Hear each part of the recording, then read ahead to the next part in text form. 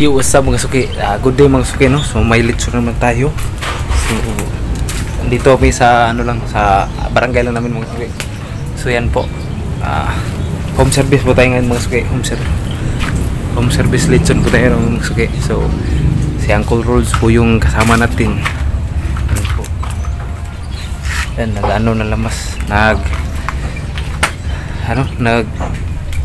Naglimpyo. Nagbalat ng lamas mga suki at naghiwa. So yun po suki, no? So ito yung kaibahan ng home service mga suki kaysa doon sa amin ni lechon mga suki. Dahil sa pag home service mga suki, so lagi tayo mag-sit up, maaga tayong pumunta sa nililechon na natin, sa bahay na nililechon natin, dahil mag-sit up pa tayo. Ngayon ito yun sa pag-init pa lang ng tubig yan mga suki. Tapos katapos ng mga suki, sit up naman tayo para sa salanga ng lechon. So yun lang po mga suki, yun lang po yung nakakahirap sa nakahirap sa amin kapag lechon service tayo. Dahil bago yung lugar, hindi tayo sa lugar. Tapos gaya nito mga suki, sobrang liit lang ng lugar. Yan lang po. Dito lang po kami maglilechon. Sakto-sakto lang po yung lugar. Okay. Ang naka-disadvantage kapag umuulan, mga suki. So walang dingding o walang bubong ba. Yan, kapag uulan, basa ang lechon.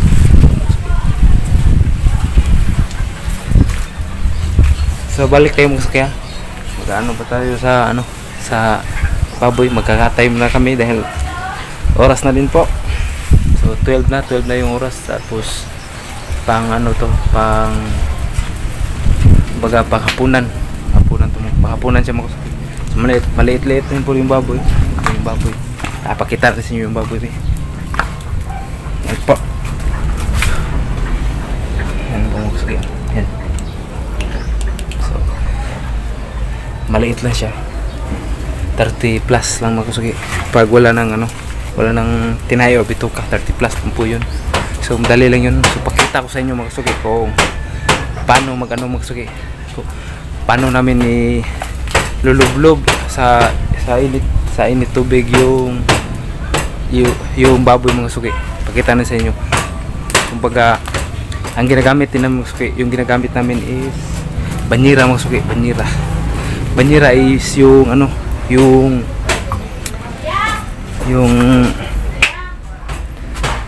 nilalagyan ng mga suki ba? Yung nilalagyan ng isda mga suki ba? Yung banyera, yung nilalagyan ng isda. Yung malaking planggana. Yun po yung ninulubluban namin mga suki. So itong initubig na to, yan, kukunin namin yan, i-ano namin sa banyera, ilagay namin sa banyera. So doon namin ilulub yung baboy mga suki. So ang lang kasi kung sakalan kayo o sa kaha kayo ganyan mga suki. Kumukulo na yan, tapos dyan yung nilulublob. So may posibilidad mga suki na kapag hindi nyo kaya yung baboy, sa bigat ng baboy ba, pag nilulublob nyo, matapon yung tubig natin. So wag matapon yung tubig natin. So may posibilidad na mapapasok kayo punta sa paa nyo.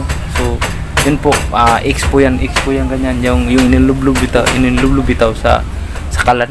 Ganito lang. Buti lang po kung tulad sa slaughterhouse, yung malaking kawa, okay lang yun dahil hindi na yun tutumba, hindi na yun matatapon.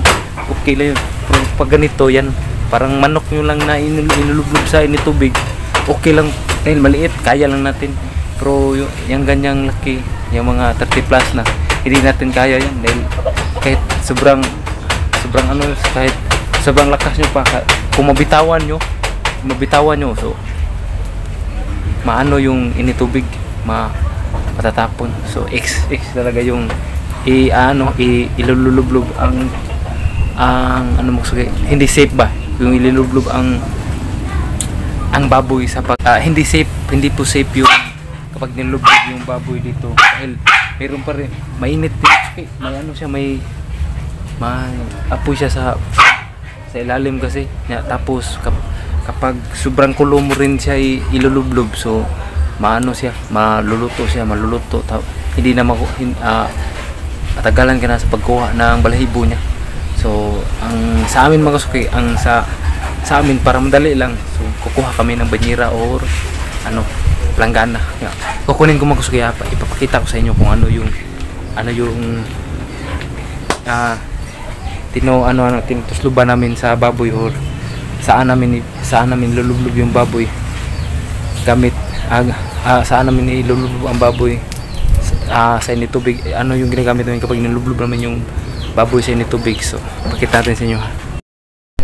So yan po mga kasuki, nakuha na natin. Ito po siya, itong kasuki, malaking planggana or banyera ng isda. So safe po siya dito mga kasuki dahil yung initubig i-ano natin dito, itatransfer lang natin dito kahit kumukulo siya. So lagyan na lang natin ng kunting tubig o 2 tabo o 3 tabo. Yun, kumbaga hindi lang siya masyadong mainit mga kasuki ba, dahil kung masyadong mainit inilublob mo yung ano siya, kumukulo siya, yun maano yung panit ng litson, maluluto, tapos ang tagal na niyang kiskisan mga kasuki. Tagal niyang kiskisan dahil ano na yung kubol na yung skin niya or yung balahibo niya. Yan po. So pakita ko sa inyo kung paano namin lublob ha. So mag-ano pa namin, kakatayin sa muna namin. Tayin muna namin ha.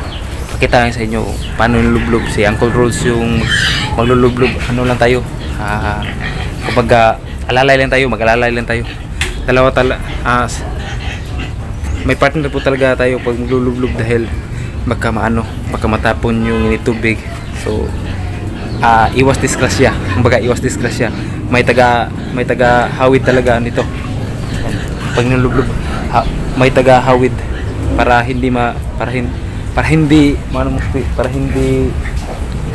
matapon yung tubig.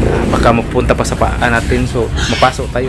Balik tayo, kakatayin muna namin, tapos pakita ko sa inyo na kung paano namin lulublob yung baboy. So stay tuned mga kasuki.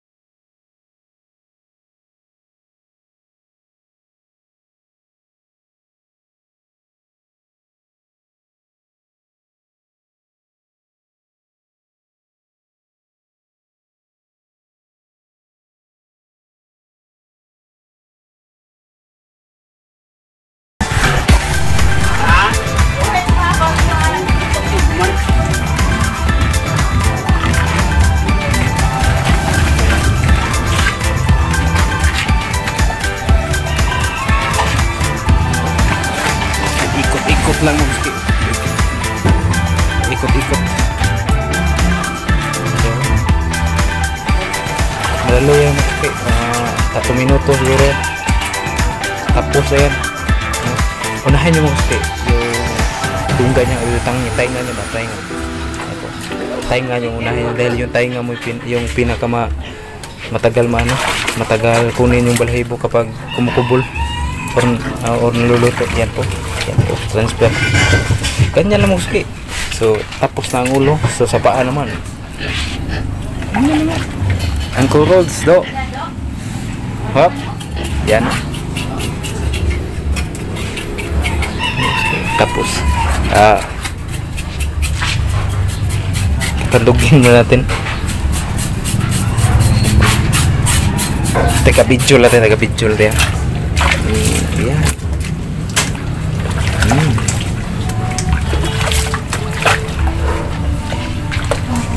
Yan lang magsukin.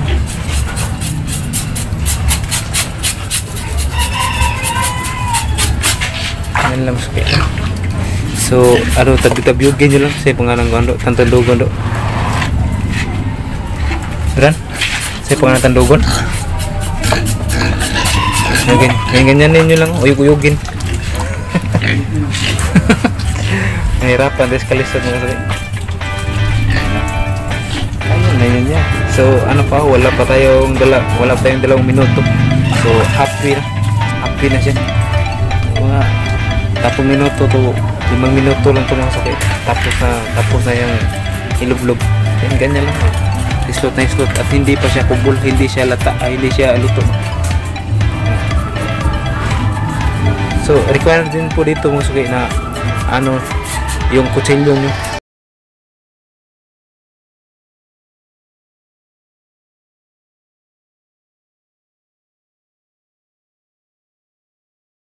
So yung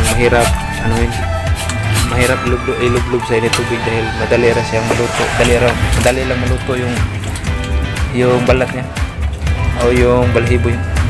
Madali lang maluto sa init tubig dahil sobrang bata pa niya. 2 buwan pa ito mga suki, 2 buwan. So na po nila dito, laga lang po niya, kanila lang po itong baboy, nalagaan nila. 2 buwan na po daw ito. So maliit parang birthday. Pag-abot ani birthday yung magmaya. Wala, busig ka na nitay ng mga guwang ng anay ba? Ha? Guwang ng anay. Pero bagka ba kasi yan? Mga bagka ba?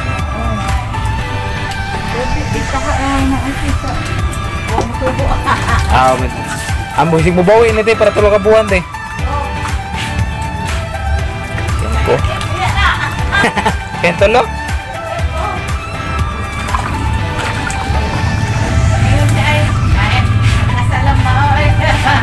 Siya may nagata ka na.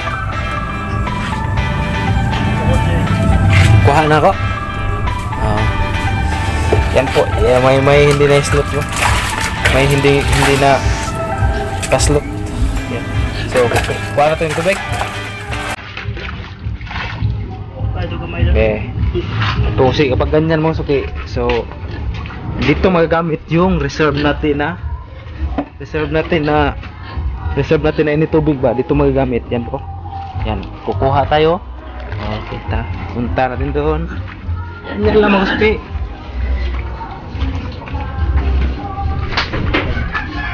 Okay, so yan.